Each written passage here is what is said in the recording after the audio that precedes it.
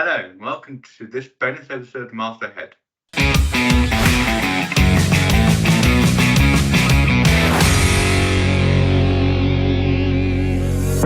In this episode, we're going to be talking about 3 of the biggest updates in film and TV of last month.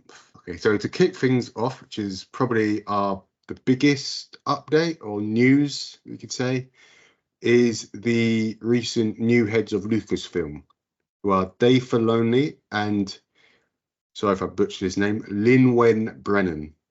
So I'm pretty sure people know that I think Kathleen Kennedy's been in charge of Lucasfilm since the Disney buyout. 2012, 2013?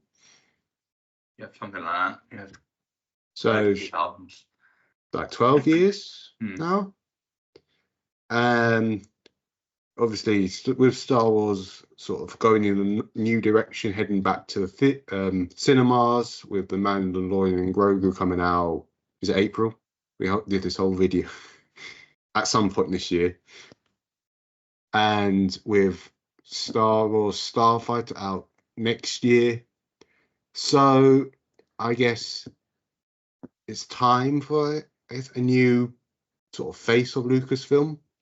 Now, whether you like it or not, Kathleen Kennedy's done probably the most, or been a part of some of the better Star Wars projects, including like mainly the Disney Plus things. The sequels are a bit debatable.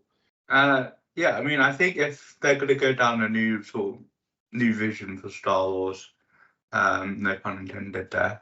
I think it's good to sometimes change up the head of sort of the production company to sort of steer a new vision. So yeah, I mean, I heard some people quite excited. I've also heard some people somewhat nervous about this new heads. Yeah, I guess you watch sort of more of the TV shows than I do. What's your feelings about these new heads?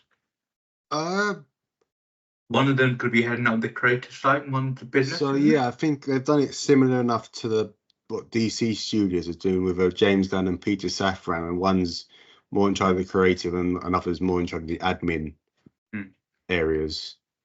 And I think it probably makes sense to do that in this approach, because I think Dave Filoni, he can be very creative, and it makes sense. But if he actually goes behind producers or directs, he's a bit mixed bag.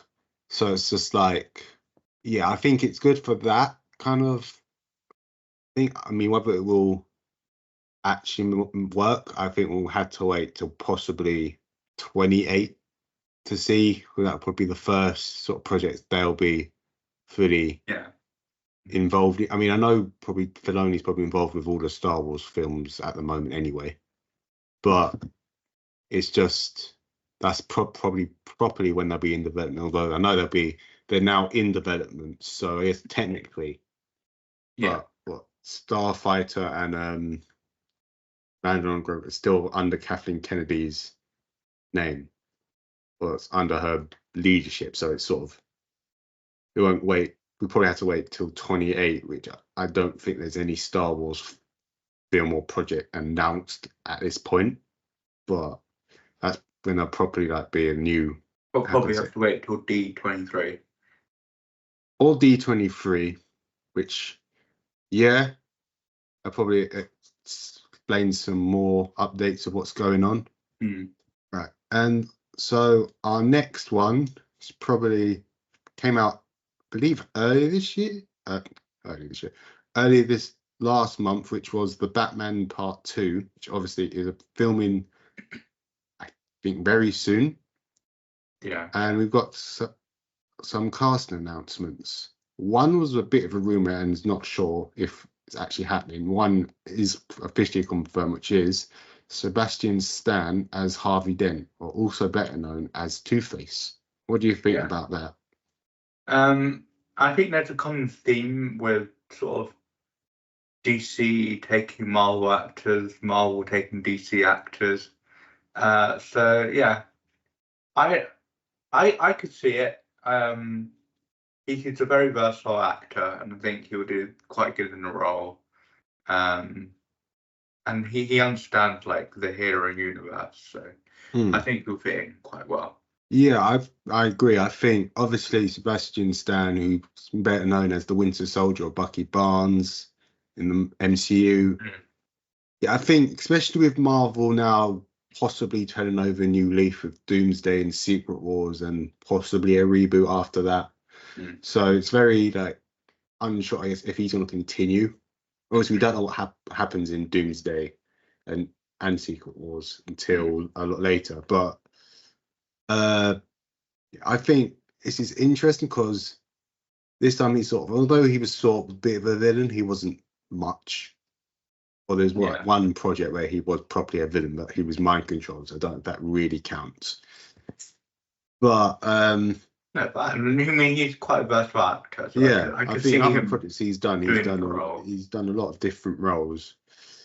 So yeah, I think obviously Harvey Dent or Two-Face, whether he will become Two-Face, I don't know. I think it's very possible, or they'll do it at the very end of the film, and he'll be like the villain of the third one or something like that. Yeah, I mean this the Batman. I mean, obviously, I mean, is this part of James Gunn's DCU? No, it's just separate. So will it continue? What do you mean? Will it continue? Well, under the new vision, will it continue? Because obviously it's still technically part of the old DC. Well, so no, we'll continue from where the Batman and I guess the Penguin left off, but it won't be part of like Superman, Supergirl, and all those projects that are upcoming. So it'll still be separate. I think it's possibly the first, what they like to call Elseworlds films, which is like films in like based in other universes, other projects that are based in other universes. So they're not in line with the main DCU. And obviously, I guess, and a lot of people still want the Robert Pattinson to join up as in the main DCU as Batman, but I personally don't see it. No, I mean, especially now with the Clayface being filmed and coming out in October. There's a lot of differences between the like sets, and obviously it isn't out, so we don't want the vision of Gotham is or anything like that, but I just don't see it. I think the James Gunn DC will be a lot more sort of light-hearted and brighter, and obviously this old DC is a bit more, or Elseworld DC is a bit more sort of dark. Well, I think Batman's quite a dark character in general. Well, but he's been campy, but it's making him in general he's quite a dark character. Yeah, I know I sort of said about whether he comes in as Two-Face, but do you think he'll be Two-Face, or do you think they'll leave that for a possible third entry? I think that I mean, if there is to be another part, a couple of parts to the Batman, and then I think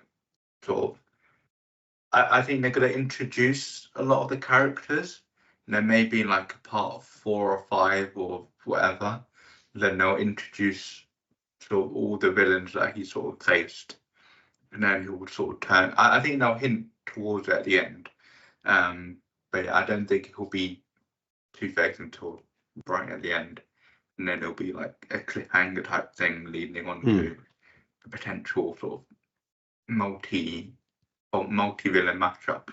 As we were talking about the DCU, the Brave and the Bold, which is the Batman film, so 2 Batmans, the writer has been confirmed as Christina Hobson, who most notably wrote the Flash film and the Birds of Prey film, which aren't the best. And I didn't mind I didn't mind the story of the Flash, the Ezra Miller one, right? So I didn't mind the stories of the Flash. I think the controversial bits were sort of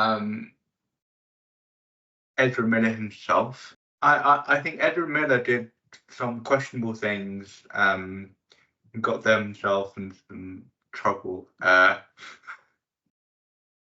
So yeah, I mean, but I didn't mind the actual stories. Some of it did go a bit too far, I think, but I didn't actually mind the stories.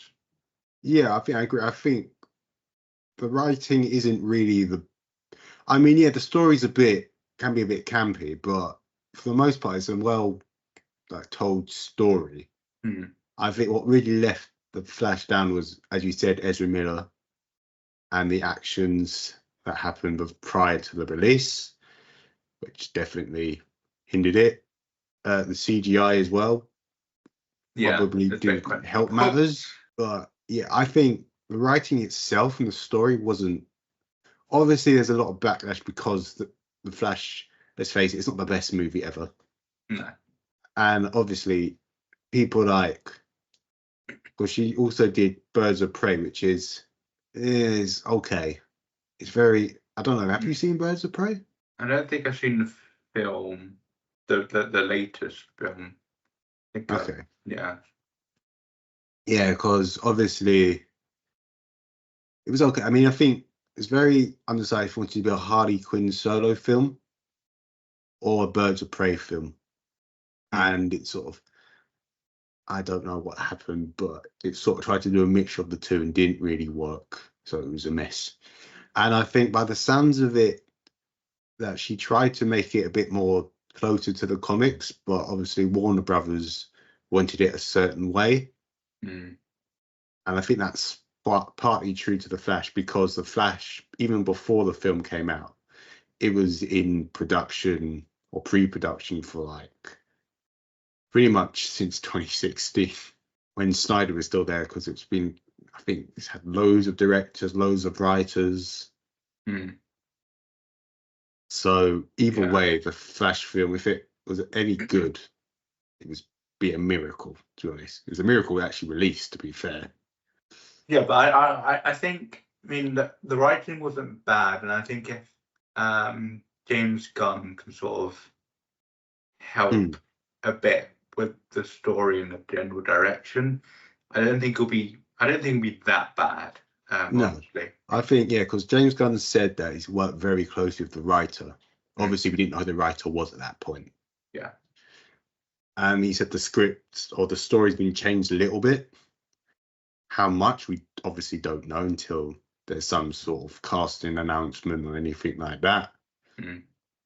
Or they explain a bit more. So I guess we'll have to wait and see till possibly 28, which is what people when people think it will come out. Sounds like 2028 is going to be another big year. It might be. Thank you for listening to our bonus episode. Catch you next time.